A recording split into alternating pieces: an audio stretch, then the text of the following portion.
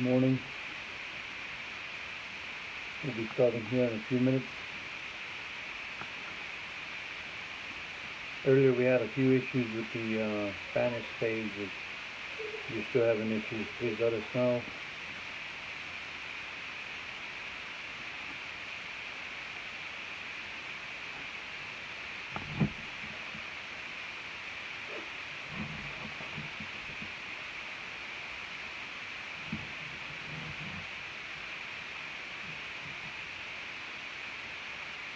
God bless you. I'm glad you can join us this morning.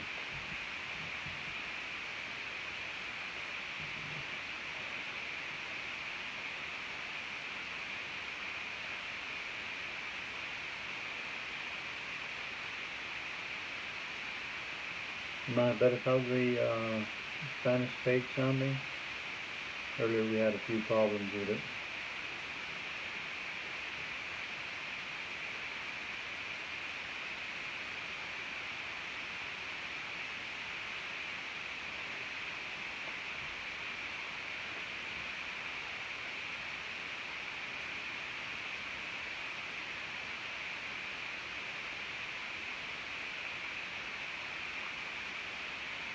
Well, let's begin this morning. And again, if the Spanish page is having sound issues, feel free to move over to the English Facebook page, or live streaming on both English and the Spanish.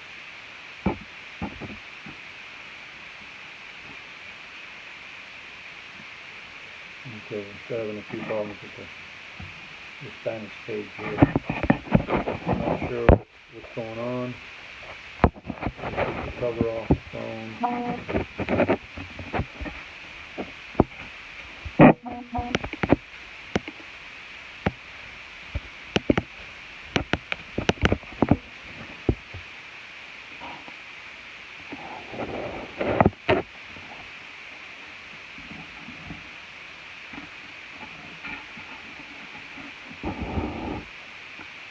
Yeah, we've got them set up what we did last week, so I don't know what's going on with the sound. But let us, if there's too much noise or what have you on the Spanish one, feel free to come over to the English page, and we're going to be broadcasting on both pages. And again, I'm sorry about the issues we're having right now. We'll try to get them figured out for next time.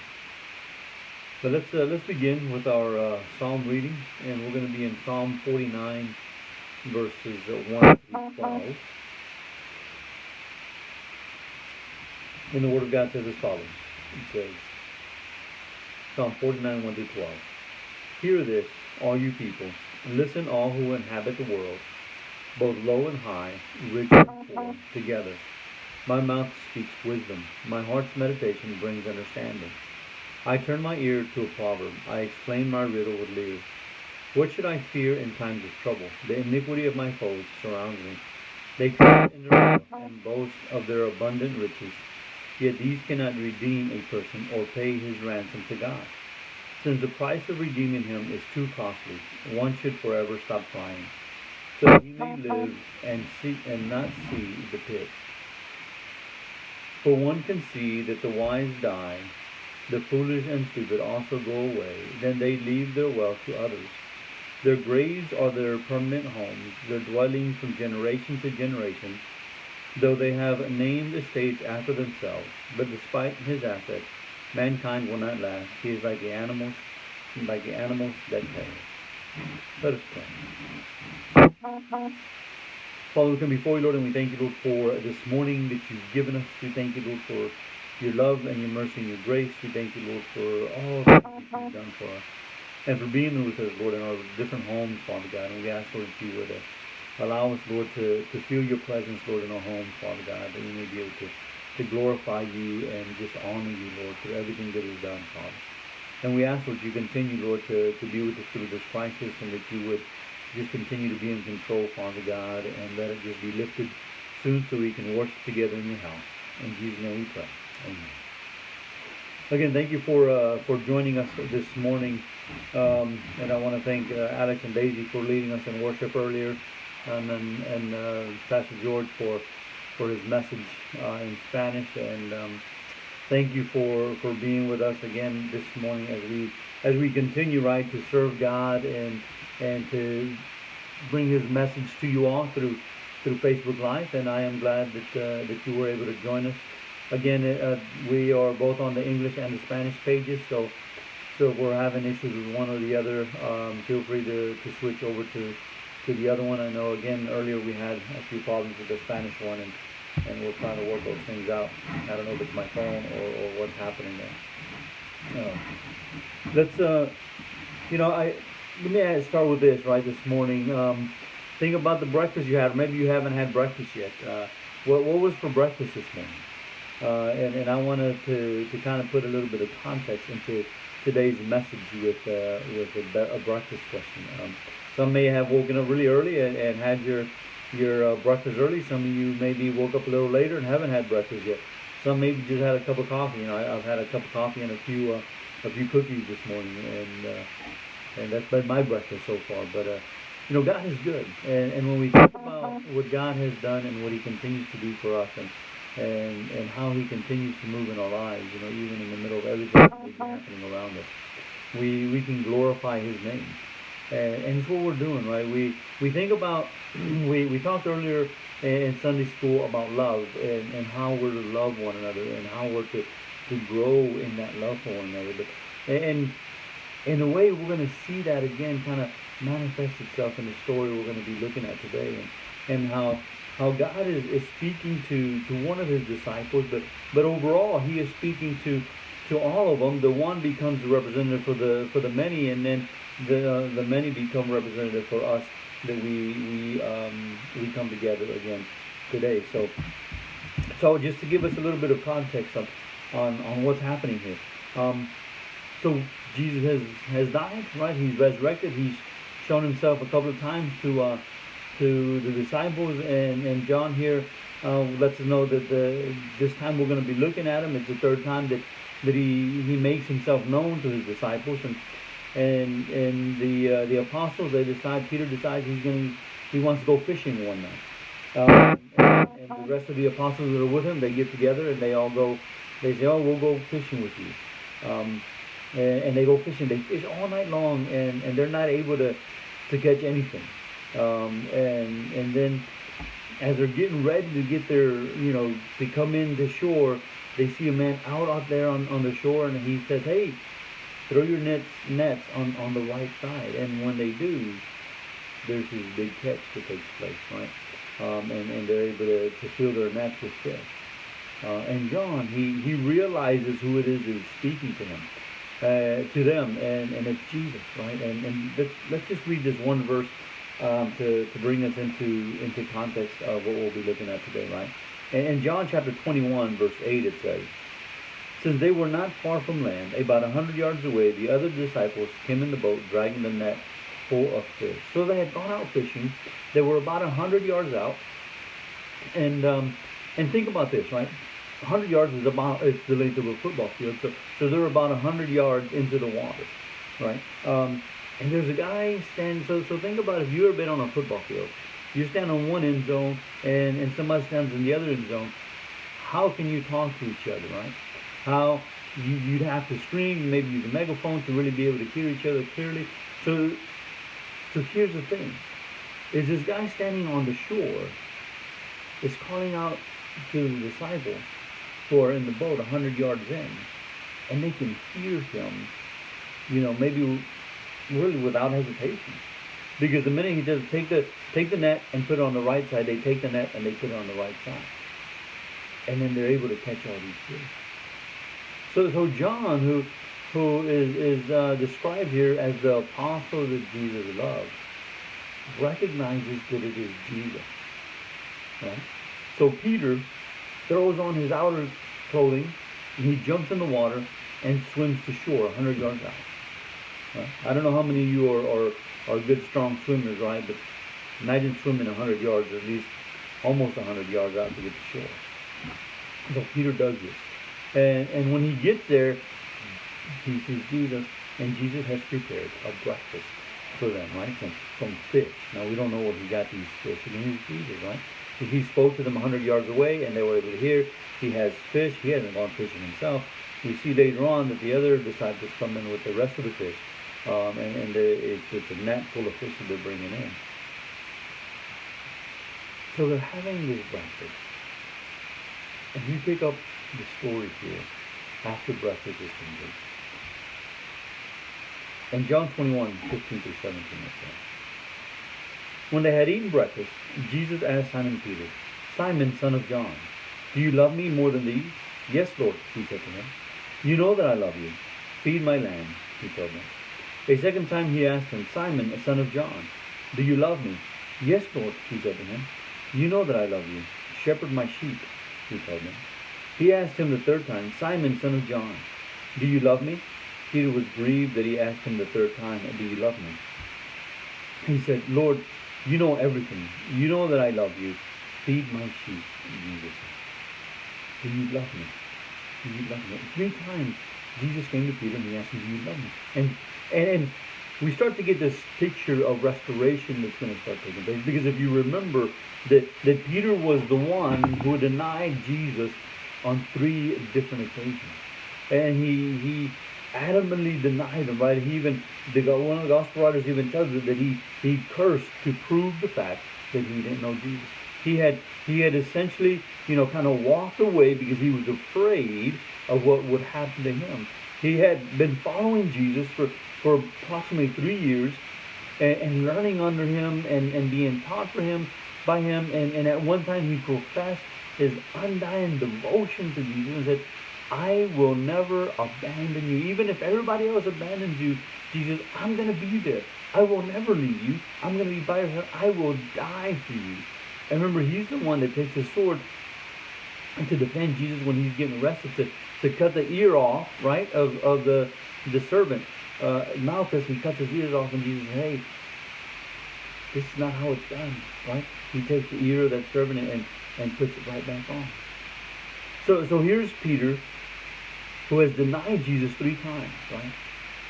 Someone who had professed his love and his dedication to the Master.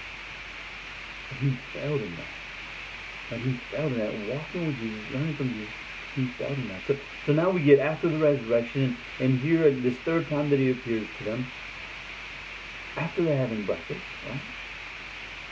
Jesus wants to show Peter, or teach Peter, that it's okay that he failed, that he's being restored back to position, and that he still can be used by God.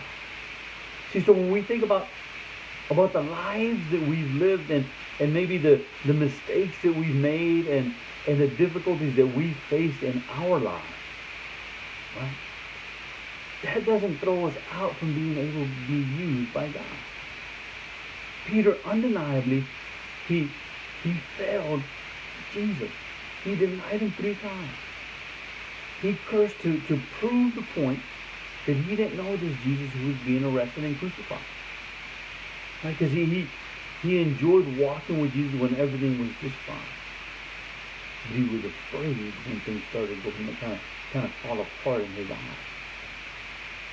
And he denied it. So think about how we're living our life.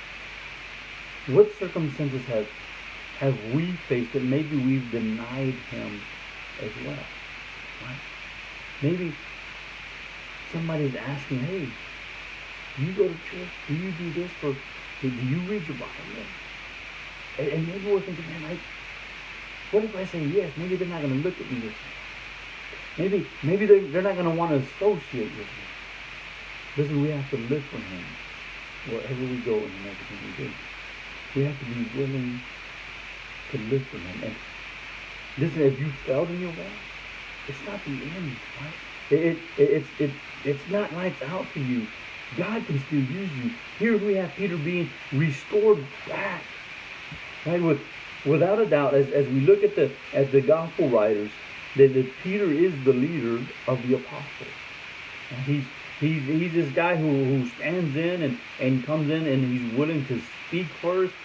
Sometimes he gets himself in trouble because he doesn't think things through well enough. He just kind of jumps right in and just says what's on his mind, or reacts too quickly and doesn't do things right, and that's gotten him in trouble in his walk with Jesus. And maybe that's gotten us in trouble from time to time in our walk. But that doesn't mean that we can't continue to serve him. And we see that Christ here, Jesus is loving on Peter, and he's approaching him in a way that Peter he wants to make sure that Peter understands, right? But it's not always like that. And he first comes in and says, Peter, son of John. And here's the thing, right? Every time that Jesus used this whole context of his full name to John, it was going to come into a serious conversation. Right? Think about it. When your parents called your name, and they called all your whole name, right? There was something going to be said, right? Maybe you were in trouble. Maybe something happened, right? And they're trying to get your attention. This is kind of what's happening with Peter. Jesus is approaching him. They just had breakfast, and maybe they're walking on the beach. We don't know everything. Maybe they're still around the campfire there. There was where they took the fish. This is Peter, son of John. Do you love me more than these? Okay. So there's other disciples that were around him. And Peter's asking him. And Jesus is asking him. He's like, do you love me more than you love them? Do you put me before you put them? And so he's asking us the same thing. Do we love him more than we love those around us? Because if we can't love Jesus more than those around us, then we're going to end up failing those who are around us. Now, we're not perfect, and we're going to make mistakes, and we're going to run into trouble sometimes. But if we're going to trust in the Savior of the world, then we need to love him more than anyone else around us. And you guys have heard me say this over and over again.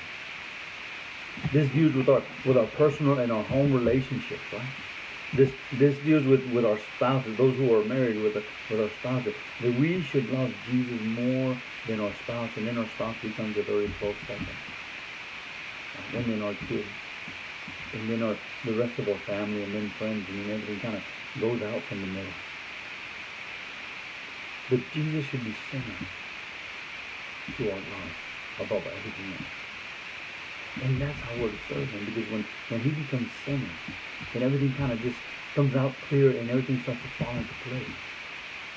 See, if we're loving him, then we'll know how to love others. But if we're not loving him, then we don't quite understand what it is to love others. And Peter, he had failed in loving Jesus. Right? Nobody was asking him to die at this moment. Nobody was telling him, Peter, you have to die for Jesus. Right? You can be crucified along with him. But he was afraid when they asked him, when Jesus had been arrested, he was in the being accused and beaten and bloodied, and Peter was afraid when he denied him. Because he had Jesus coming back to him, and he's going to want to restore him back before he died. He says, feed my lamb. Now, he's putting him as a shepherd. Not the shepherd, right? But a shepherd. To take care of those who need to be taken care of. When we think about a lamb and sheep, sheep need to be led, right? And lambs need to be fed. So he's putting them in front to take care of the lamb. He's putting them to lead the sheep, to take them to greener pastures, right? To protect them, to care for them, to help them. So here we have Peter being put in a position again of authority, so to speak, but not so much so that it's above Jesus. Right? And not that he's going to become like a dictator or anything like that, but someone to care for others. Right? And the point was that Peter needed to understand who to love first, and to understand that he was going to be restored, even though he had failed, that his restoration was taking place because of what Christ has already done for us. And it happens to us the same way. Listen, it doesn't matter what we've done in our past. It doesn't matter how we've acted or the actions we've taken. That, man, that we can be restored because of what Jesus has already done. Because of the love that he had for us. Because outside of that love, we're lost. 3 times. Peter is asked 3 times, right? His first response, you know that I love you. Right? Because you know that I love you, dude. That way we committed completely to him. We can say, man, yeah, I love Jesus. I serve him. I go to church. I read my Bible. I do these things. Are you committed to him? The second time. Right? In verse 16, the second time he asked him, Simon, son of John, do you love me? Yes, Lord, said him. You know that I love you. Just shepherd my sheep. Lead them. Take care of them. He asked him a third time, Simon, son of John, do you love me? Peter was grieved that he asked him the third time, do you love me? He said, Lord, you know everything. You know that I love you. Feed my sheep. Feed my sheep. So we have this growing concern, and to the point that Peter's kind of broken, and he's going to understand that Jesus is putting him back to where he needs to be. Right? And then as I was reading through one of my commentaries, it says, in his first question, the Lord challenged the superiority of Peter's love. In his second question, the Lord challenged whether Peter had any love at all. Here in his third question, the Lord now challenges even his affection. Most searching was this, but it had the desired effect. The Lord wants only that he may heal. If Peter was going to be healed, he was going to be restored completely. And regardless of what we've done, there's restoration that takes place. And this is something that as I was studying that I didn't quite catch until I read this by Thomas Constable. He said, Peter had denied his Lord in the presence of witnesses near a charcoal fire 3 times. Now he affirmed his love for his Lord in the presence of witnesses also near a charcoal fire 3 times. Remember, he was warming himself when Jesus was being accused and he had been arrested. And there were others that were asking him, do you know this man? This guy, he is from Galilee. He is one of them. And he said, no, I'm not. And here we have in the front of the other apostles and in the fire that has made the breakfast for them, Jesus is asking him, and 3 times Peter is saying, yes, I love you. How many times do we say to him that I love you?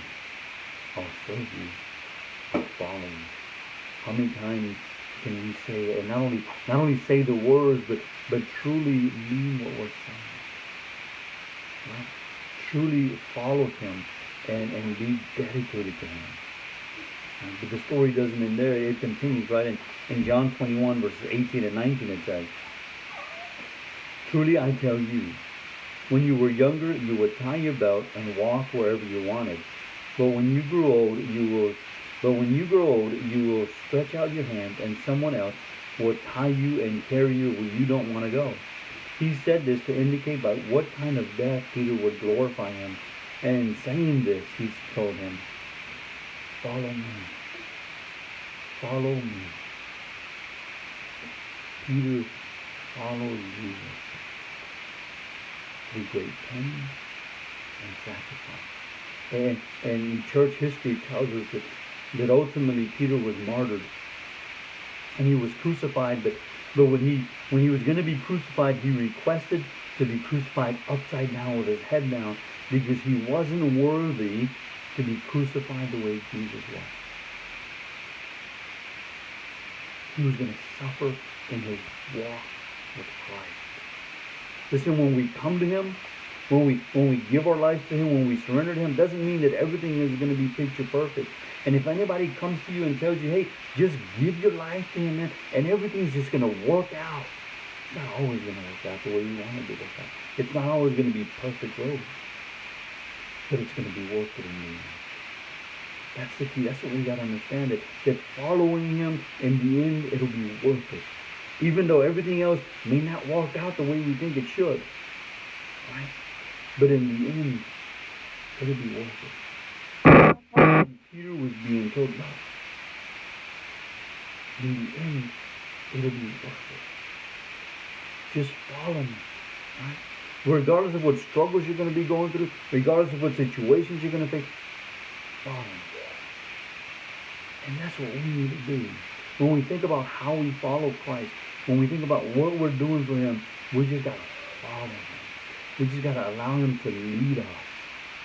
Right? We need to allow him to lead us.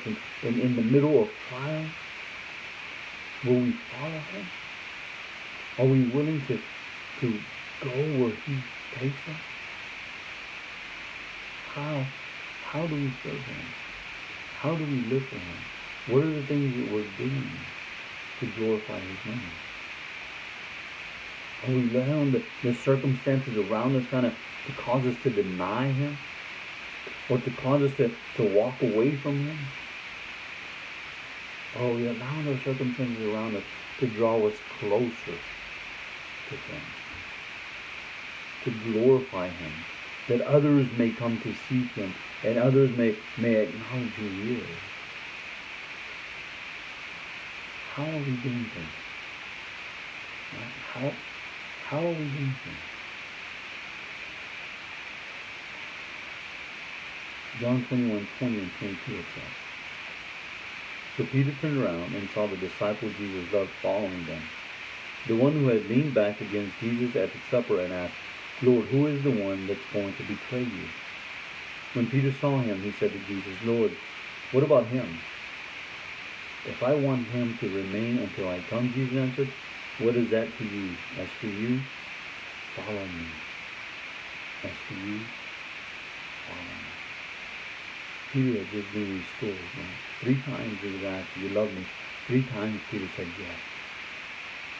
Peter had been told how he was going to live his life when he was older and how he would die.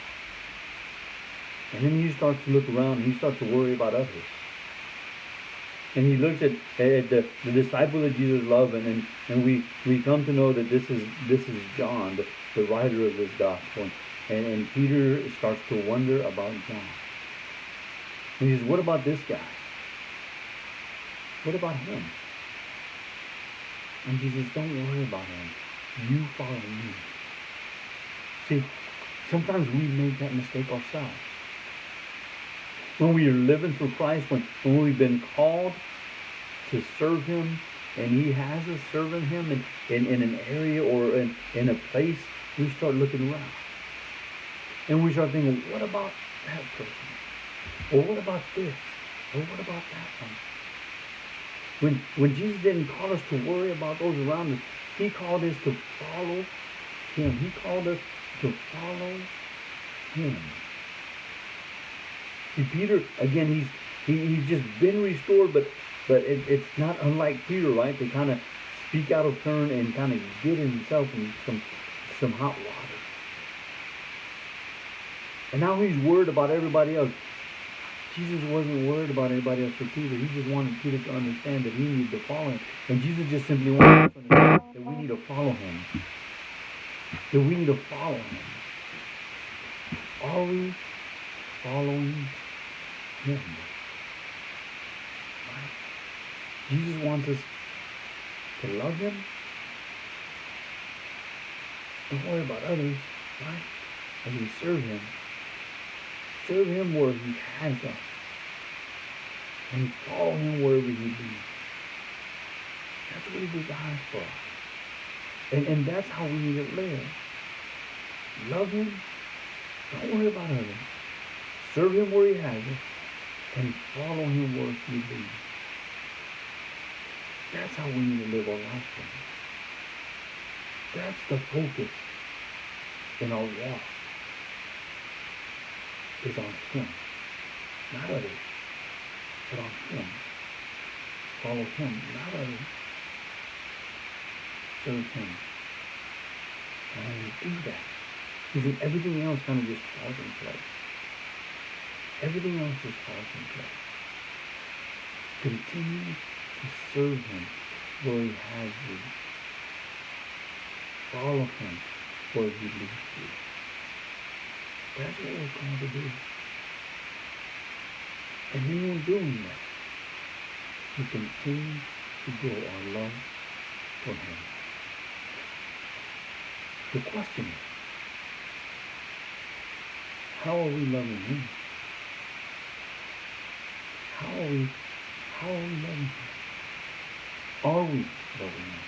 Have we surrendered our life to Him? Have we given our life to Him? Or is it just, we're just going through the motions? Isn't it you've never surrendered your life?